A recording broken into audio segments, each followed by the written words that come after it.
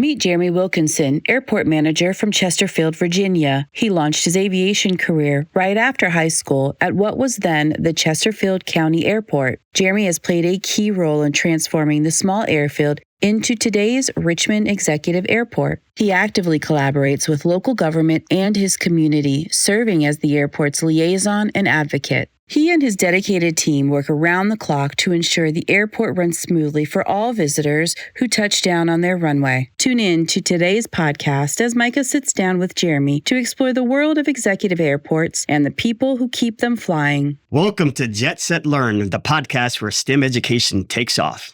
Today, my guest is Jeremy Wilkinson. Now, Jeremy has an awesome, very interesting story. He is the airport manager of Chesterfield Airport, just near Richmond. Jeremy, welcome. Thank you. Thank you for having me. Hey, I appreciate you driving by and or coming down and spending some time with us. One of the things I just kind of get to know, like, how did you get into aviation? So your background story, I know just from, our previous conversation, there's some technical stuff, some engineering background, education. Mm-hmm. And so just kind of, how'd you get involved with aviation? How'd you get involved with technology at an early age? Growing up, I didn't have I want to be an airport manager and in aviation. I actually just was, fascinated with taking stuff apart, putting it back together, kind of the engineering or electrical side of that. So went to high school, got a part-time job with Parks and Rec, started working there, then graduated high school and went to a local community college for electrical engineering. Transferred over in the summer of '99 to the airport, just working through college. And then the airport manager at the time asked if I'd like to go full-time and said he would pay for college. So I said, absolutely. So I switched to night school, which was a long process, about 10 years of night school, but graduated with an electrical engineering degree and just was actually going to leave the airport, put my 2 weeks in to go for electrical engineering position, and got sucked back in by the airport manager offering me more money and an opportunity to move up in advancement in airport aviation management. So talk to me a little bit about that decision. Like, how did you pick electrical engineering? And we'll see, hopefully here in a second, like maybe that's actually kind of helping out right now with some of the things where aviation is going. But so my background, I studied mechanical engineering, and I always electrical engineers, those guys are studying things that I can't see, can't touch. Right. I don't believe it exists. So what drove you to get interested in electrical engineering specifically? I guess that was the fascination with me because, electricity, you look at something that could be dangerous, but you don't know it's on unless you put a meter on it. And this just overall lighting, I was just fascinated with anything that lit up or lights, the runway lighting system. It's one of the big draws that brought me over to the airport, the ability to maintain and service the airfield lighting system and the maintenance side of the airport itself. So that was kind of the draw that when I was younger, lights and the fascination with illumination. Well, that's really cool because, again, part of the podcast and what we want to do is highlight all the different opportunities in aviation. And, electrical aviation is kind of coming away, but electricity has been part of aviation for as long as we can remember, right. At least me anyway. With this airport lighting piece of it, it just kind of clicked that, hey, just an electrician, standard traditionally trained electrician, there's room, there's a place for those guys, mm-hmm. gals in even in aviation right now, be a contributing member of the airport. Mm-hmm. It is a very interesting job. The one thing that keeps you up and keeps you going is that you'll come to work and have something different happen every day. Along with the runway and airport and aviation side, you've got the building facility side. So mm-hmm. we have a facility at 600 acres, 22 buildings. So there's always something different that's going to be going on. There's always a change or a challenge to be, it's always different. It's never the same. So how many people do you think come out? This is probably a hard question to come out because 600 acres, 22 buildings, that sounds almost like a little city. Yeah, most airports are like a little city. So we mostly have, the same problems a little city does. So we have infrastructure that we have to maintain So recently we had snow and ice kind of come mm-hmm. through. Mm-hmm. Did you guys have any challenges? Did you have to close up? And then what kind of ops do you have to keep the airport open? So we don't ever like to close. Obviously, being a 24-hour operation, we pride ourselves in not closing. So we do have a staff that comes out. All of our maintenance crew, including myself, will come out before it starts snowing. as it snows, typically, 2 to 3 inches, and depending on our flight schedules, when we'll actually start plowing that snow. And we typically put a note about the snow removal in progress. And we actually don't close. We just, watch the traffic and radar and communicate with the incoming aircraft and phase our snow removal at that time to, benefit the most cleared area for that aircraft coming in. This airport, so this one, like I said, is privately owned. It's not as big as Chesterfield. Runway wise, 5,300 feet or so down here, but we had some training that we were really wanting to do, and so the runway itself was in beautiful condition, mainly because of the design of runways. It started melting and dry, kind of running off a lot faster than the taxiways and everything else. But there's some places in the shade that you definitely know a plow nor any kind of traffic went by. It was just kind of icy for took it for a while, but it was at least interesting, and I thought cool to be able to kind of walk in and talk to these guys here on, hey, what are you doing? So putting out the notices, like you just mentioned, more like really important, reporting the runway conditions, so that either on your automatic information system that's going out over the radio or whatever else. So that was it was real cool kind of seeing that aspect of it, but it's probably old hat to use. Like that's what you got to do every day. So yeah. Well, that's good. We went through and kind of talked about your, early entry into aviation, the technology side of it, the engineering piece of it, how that played in to how, what you're doing today. Looks like you're been definitely fulfilling, very interesting. So you told me earlier you did some pretty cool stuff flying ultralights, right? How was that? What was the training did you have to do to kind of do that? Was it like, hey, self-taught, I'm going to do YouTube some channels and go out and do it? Or no, yeah. So you're back in 2005, went through ground school, was getting my license, and the economy dropped, and just switched directions and bought an ultralight powered parachute. Yeah, I went up to Akron, Ohio, actually, and took a week-long course. That's all it was. I had experience, obviously, with weather and airspaces and all that, so didn't need the training in there, but just basically the operation of the actual powered parachute. And it was a backpack style, pretty physical. But yeah, I went up to Akron, Ohio, just a week-long course, and got checked out, soloed up there, and came back. Yeah, that's pretty cool. So, I mean, how long did you fly ultralights for? Oh, on and off for about 10 years. So ultralights pretty much go wherever you want to. Do you go into any uncontrolled fields? I didn't. We stayed away. I never actually flew it out or from Chesterfield Airport just because of the traffic. Ultralights powered parachutes very slow, and it's just more of a early morning, late evening operations to minimize those thermals or impacts to the flight. So yeah, always stayed at the grass fields or not very busy airports. So do you think that experience as an ultralight pilot has benefited you in your role as in airport management? Some. If we get questions or calls about ultralights coming into our facility, obviously I have the knowledge to know their operational procedures and how they would come into our facility and better understand what they need from us. Yeah. So what about your electrical engineering degree?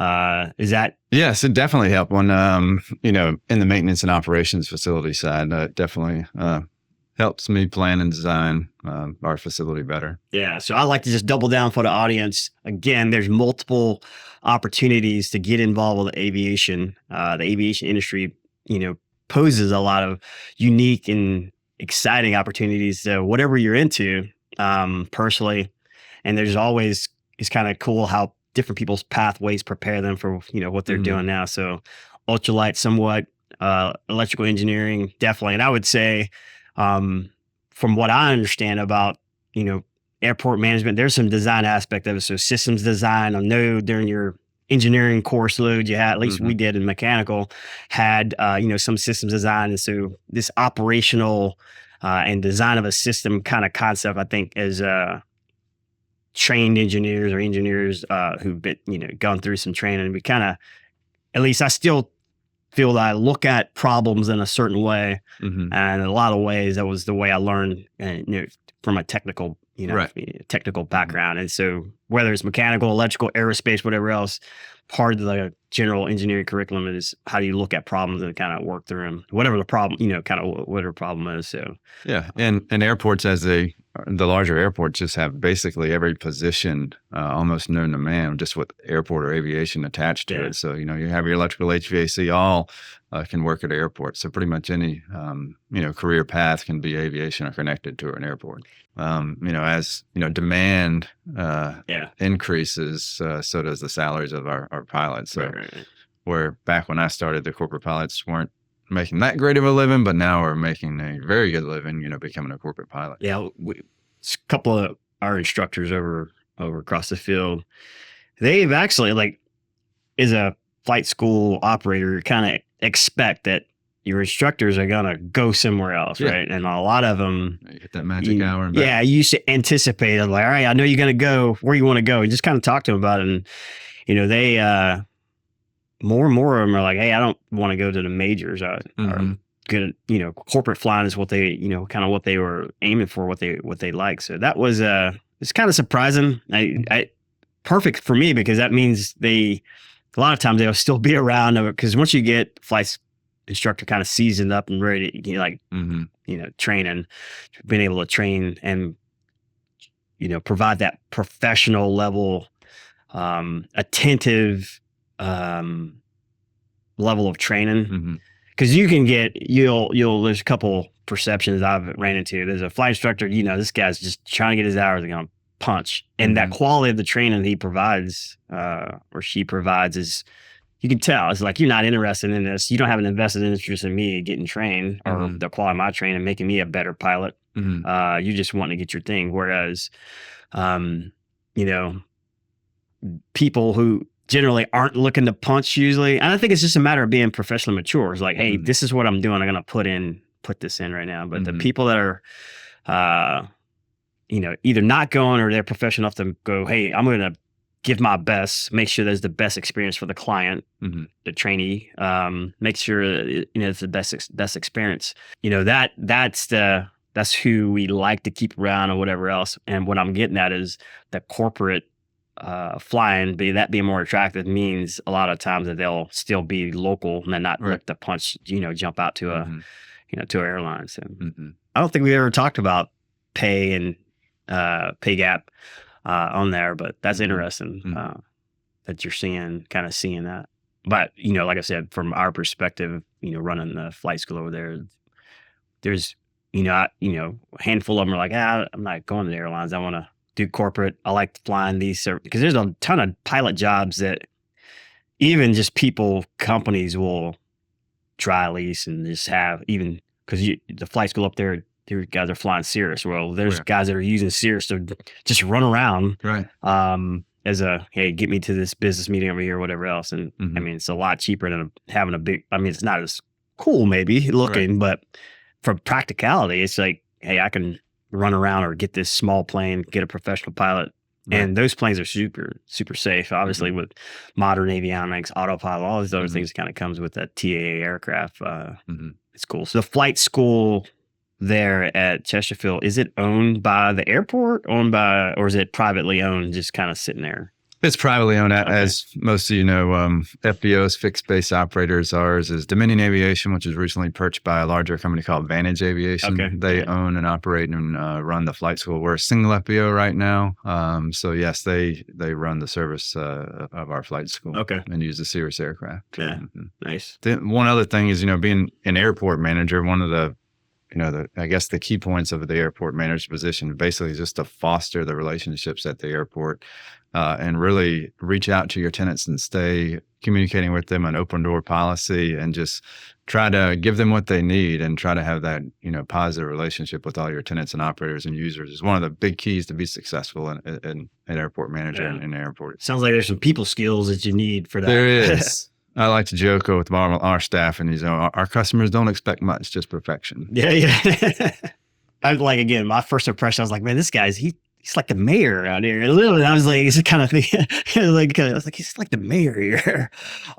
Do you see, like, as far as airport managers, is there like a track, if you will, like, hey, I want to be a manager at this airport, then hey, eventually there's a goal or some kind of, hey, I want to go Chicago, Harris, continually kind of step it up, or what's the expectation or a career pathway, if you will? Obviously there's specific colleges, that are prepared for aviation careers. But AAAE is the organization that holds the certification that most people go after, the CM or the ACE for that specific airport management. And they have different roles or different criterias that just build up their security. There was one for maintenance and, electrical.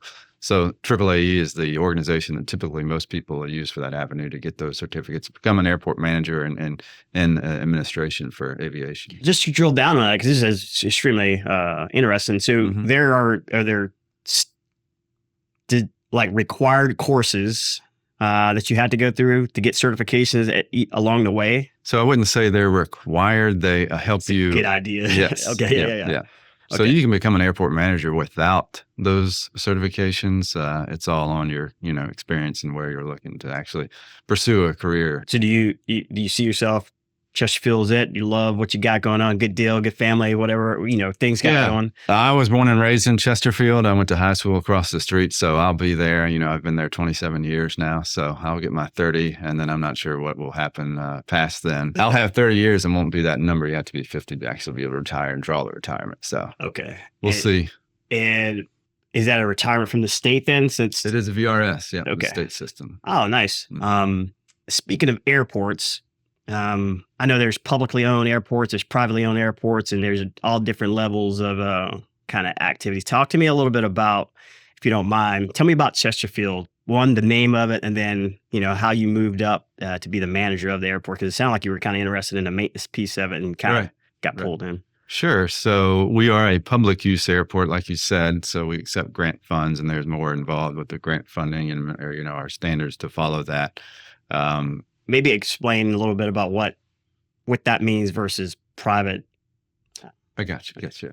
So public use airport means we accept grant funds, where a private airport just receives the revenue produced and actually doesn't accept those grant funds. So it doesn't really have to follow those grant assurances, what they call, or sometimes what we call minimum standards. So that's the difference of the public use airport versus a private airport. We accept grant funds and have to follow a set guidelines, basically how to maintain and operate our airport. Okay. So where we are based right now, Hampton Roads Executive, PVG. And we have that executive in our name. Right. And what I understand, this is a privately owned airport, but obviously the state aviation department has invested interest in this because, hey, airstrips are valuable to a lot of different things. And then there's also, federal interest in all those kind of things. But this name executive, is there anything key or specific about having executive in a name? It's really just a marketing tool. So we were at Chesterfield County Airport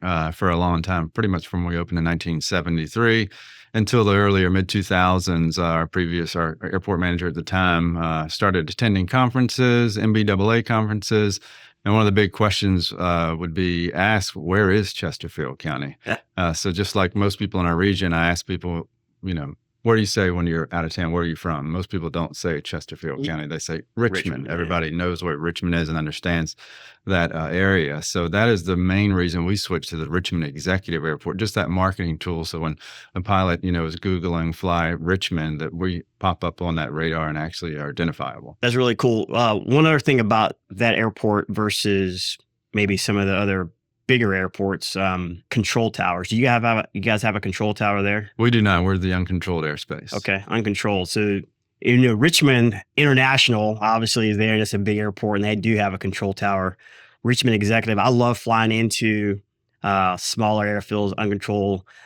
There's a lot on the pilots as we come in and make sure that we're operating safe, operating with those standard procedures, but having a control tower versus not having a control tower has its advantages at times. It has its disadvantages at times.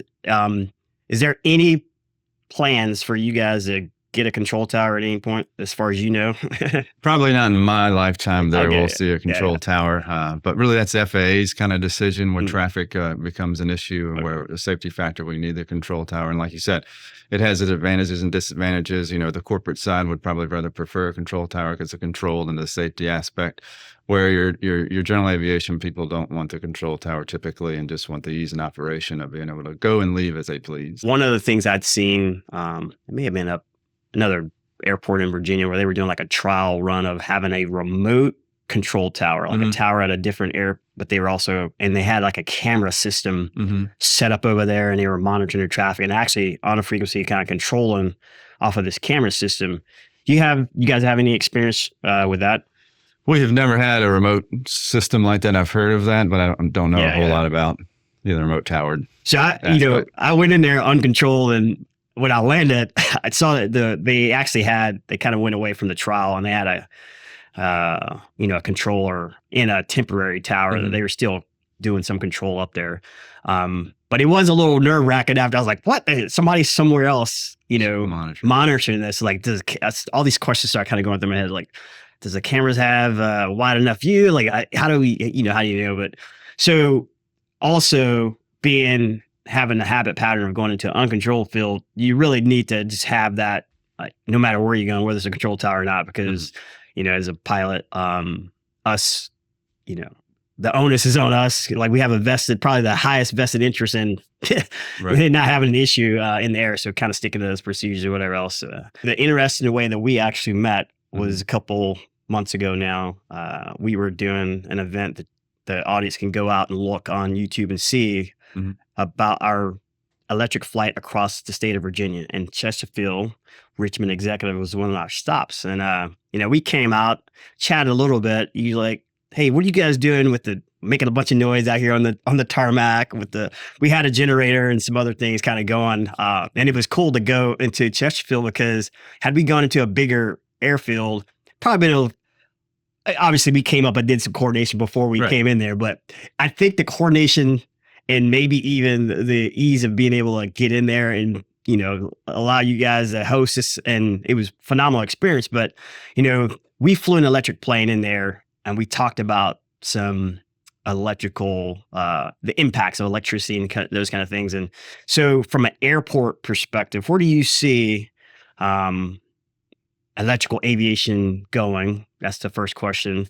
Is it coming, I guess, yes or no? And then is Chesterfield doing anything to prepare for this coming of electrical aviation? Right. I think it is coming. I think the big unknown is, the timeline of how fast it will come. As an airport operator, we always try to plan for the future. So we're building a south ramp right now. We'll be pulling conduit for the hopes of a charging station. We won't be installing a charging station just because there's some unknowns of the brand and the requirements, but we'll be pulling those conduits. So we're ready. So if we have a need or a customer comes that needs that charging station, that it can be a quick and easy install for us. Well, like next time I come in there, maybe I'll bring a charging station just to have it, leave it there sitting so we could use it. But do you see electrical aviation from an airport management, again, perspective, kind of impacting the way you guys operate, or do you think it's going to kind of be a minimal impact? I don't think it'll be a difficult impact. It will be an impact. We'll have a charging station and a different way of refueling an aircraft. And we'll have to figure out those rates and charges for, charging versus a gallon of, Jet A under low lead. So those kind of things. I don't think it would be a difficult or a challenge, but, something to work through, and excited about the future, excited about the small eVTOLs, the Jetson or the Blackfly or the Pivotal, I think they're what they're calling now. So looking forward to see what comes in the future. So you bring up another interesting point, again, with electrical aviation. So, drones and those types of unmanned vehicles are generally powered by electricity. And are you guys having any kind of drone ops routinely planned or actually executing up there? And how are you guys supporting those? We do some on our website. We just post a contact number through our facility to notify us of where they're flying and altitudes. It will sometimes put a NOTAM out or just coordinate with our operators or FBO just to let them know where they're at, the altitude, and a contact number for where they're at. And if they are very close to the airport, we'll actually have on our operations people with the operator kind of playing the role of the pilot, just making announcements of the location of where they're at, altitude, and just communicating with the inbound aircraft just for added point of safety. Talked about your ultralight pilot. Said you started ground school. Any plans on finishing that out? My son's 14 and just took a discovery flight. So if he goes down that career path, I might piggyback with him and finish it at that point. And obviously, if I did leave the airport or get out of aviation, I probably would finish it to be able to stay in aviation. Being at the airport now, the opportunity to fly with other people, I just haven't had the need to right now. But, eventually I probably will finish that up. Okay, cool. So, Michael, we were engaged with a company called NextGen that had a tractor trailer system that traveled around and had stations for education, a week-long course through high school students.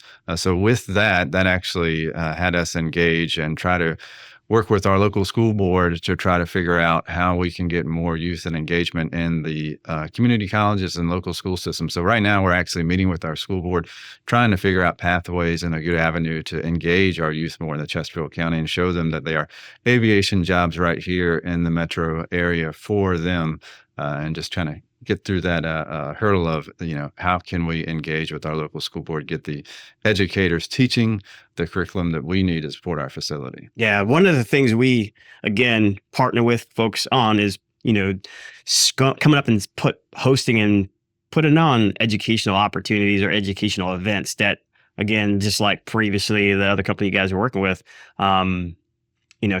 culminates in a ride of some sort in a plane or whatever. So would love if there's an opportunity that you see for us to come up there to do that. Be awesome. As well as any kind of communications you guys might need with and help tell a story about the impact of local education to the airport and to the local community, in particular economy and those kind of things. Love to be a part of those conversations too. One thing that I did want to kind of revisit again is, as we see technology's impact on aviation. Mm-hmm. We see the evolution of certain things. And I think Chesterfield itself, where it's located, there's, emerging technology with respect to air taxis and those kind of things. Can you talk a little bit about what, how Chesterfield might be in a nice position to be able to leverage and bring some capability there? Yeah, just my short term in aviation, a lot has changed. When I started, drones weren't a thing, and now here they are, and they're getting bigger, and the air taxi is a real thing, as you've probably seen all the manufacturers producing them already, and they're just right on the edge of getting those certifications and being in operation. So as Chesterfield, located right inside of Richmond, we feel that we're set well to be a part of that kind of that location where people would come and park, hop on one of these eVTOLs and be able to fly to these vertiports that Mr. Denny will probably talk to more about, the Department of Aviation, and service the Richmond metro area. So we feel that we're set up well. We're looking at designing, potential vertiports as well with other electric infrastructure. So if I hear you correctly, the vertiport, there's at least consideration of incorporating a vertiport there at Chesterfield as well. We always look at any opportunities of growth in aviation. So the vertiport's pretty much just, I believe, a helipad with electrical infrastructure built in. Yeah. So earlier we kind of talked about the control towers and the controlled airspace and how set up over there. I think, at least my observations from Chesterfield, from that aspect of it, being able to get unmanned aircraft into there, as well as using air taxis into there and out of there, as well as from a ground perspective, people can just kind of come in and park and be ready to go. Actually, make it less of a production than it is to go to a big international airport where you got to go through a whole lot of parking, big parking garages, and then there's time to get to the actual platform. And I know they'll have a general aviation side usually for those, but even that can be somewhat of a production. The piece that I really see as an advantage from Chesterfield or other uncontrolled airfields is the ease of being able to get in, and probably as you work up to those, it's probably test opportunities or whatever else, and they would probably use an airport like Chesterfield to get in there. So if there's ever a chance to kind of look and see where things would be, that'd be cool to kind of see that kind of later on introduce the audience to, like, hey, this is no joke where things would be. Yeah, maybe we'll share some videos that you guys can attach to the podcast. Uber, I believe, has a video that just has this whole infrastructure of, getting an Uber. The Uber drops you off to a eVTOL or an aircraft that will take you to another location or destination. Share with you guys. You can put up. Awesome. Cool. We attend the conferences and see all of these presentations and know the FAA is trying to kind of catch up with these technology and infrastructure. And I think they kind of feel that we will probably eventually be there, kind of like the Jetsons, but have that separated airspace, an airspace that's only manned by these unmanned or eVTOL aircraft, and everybody else kind of stay out. Hopefully they'll all have ADS-B output and everybody will communicate and avoid collisions that way. Not sure, that's not my expertise. That's more probably FAA question, or maybe Scott Denny, when he's here, can shed some light on that. Yeah. So that's interesting that they kind of see it going there. What I was getting at with a Uber model, business model wise, where the platform or the aircraft, or in Uber's perspective, the vehicle is owned and operated by it's a local owned, like Uber doesn't own any of those things. And so with that, any of those platforms, within aviation, there's a lot of regulations and oversight just about making sure things are maintained correctly, who can operate things in a commercial manner, those kind of things. And so there's probably development and headwinds or whatever else on both the policy side, which the policy, most of them, when it comes to aviation, and you can tell me if you disagree with this, but I feel like most of the policies are geared toward making it safe operations. So it's a safety thing, right? Yeah. So the Uber piece of it, I'm known of a lot of other opportunity or people looking to maybe expand that. I do think there's also just a market perception. Like I'll get into a car with anybody not really knowing the driver, right, a lot faster than I'll get in a plane owned and operated by just anybody. Granted, commercial, large airlines, been doing that for a while. We know how there's controls and those kind of things, but there's a whole market, like just a perception of the general public of getting in the back of aviation. And that's coming from a guy who's, a pilot, right? And we fly around here, a lot of interesting things. So our tolerance is, I would say, probably a little higher than the rest of us. So we're talking about the general public. What do you think on that? Yeah, I think, just from my knowledge and education that I've had from the industry, it probably will start off as a manned aircraft, probably not really needing to, but that additional safety net of having someone manned, and then probably transition to the unmanned aircraft. I think they probably have the technology to start off unmanned, but just the safety factor and to get the community to engage and actually use the service, that would probably have to be manned at first. Yeah. Okay. Cool. Well, there's a eVTOL called the Jetsons. I'll send you that link. So if you just Google Jetson 1 right now, it'll come up. It's a single passenger eVTOL that's under $100,000. It starts at in the $80,000 range. It's Part 103. You don't need a license to fly it, and you can order it today. So that's one of them. The other one's called Blackfly or Pivotal. They changed their name. That one is more expensive. That one's around $200,000, but it's still a single seater. It's enclosed. It has a fixed wing that has the ability to increase that range of those electric motors. So it's here. You can order them now. That's the cool part about the electric aviation side of it now. It's coming. It's all under that 103, the ultralight regulations due to the FAA's requirements. Yeah. So, yeah. So it's interesting that, what about electricity? Like, you could just probably gas power those things just as easily as you could do electricity. What do you think is driving electricity to be the mode of fuel or, source of energy for those versus just so the gas powered parachutes and ultralights have been around forever, but just as me looking at electric, what are the benefits? One is just the ease of maintenance. You don't have to service or maintain it. It's just going to fire up most of the time right away. It's really just that maintenance piece. It's a quieter operating versus the loud exhaust and the loud decibels of the piston-driven motors. Yeah. So as an airport manager, I'm pretty sure you're well aware of noise complaints. You probably had to fill quite a few of them. So it seems like I noticed you threw that one in there. That's actually interesting.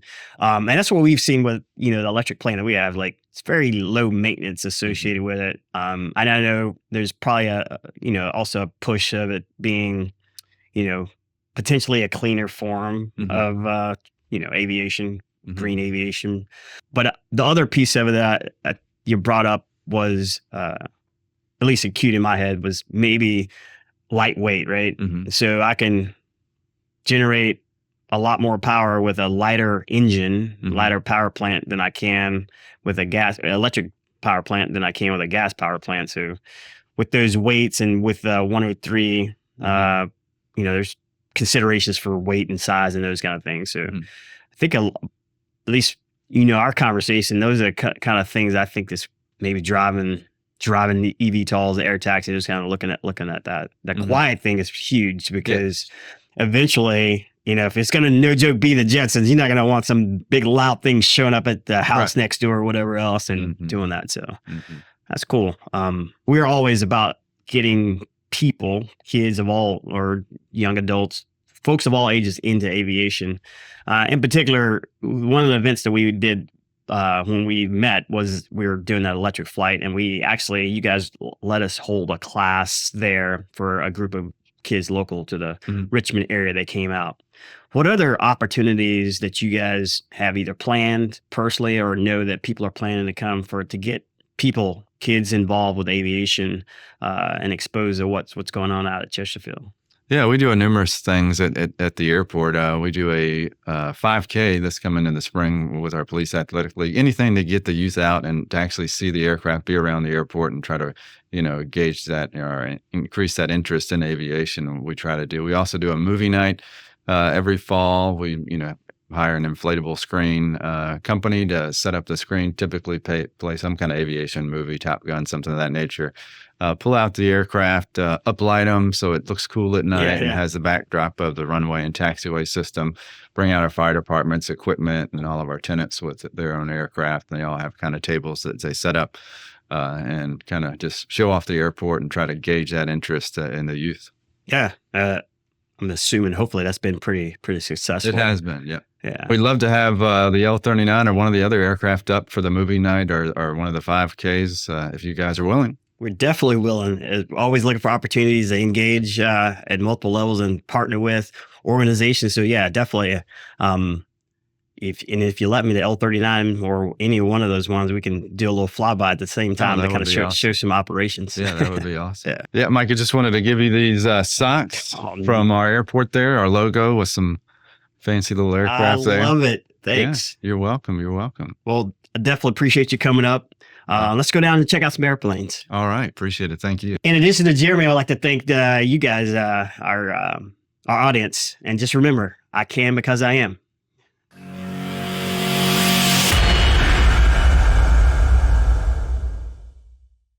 A mile of road will only take you a mile, but a mile of runway will take you anywhere. I like that one. Kind of, we talked about the safety aspect of it. One of the things is better to be standing on the ground wishing you were in the air than in the air wishing you were on the ground. That's a good one too. That's a good one. Being in the air, I'll have another one that probably, I don't know if it'd be able to use with the podcast, but aviation and aviators have been looking down on other careers for decades. I can't beat that one. Why are you laughing?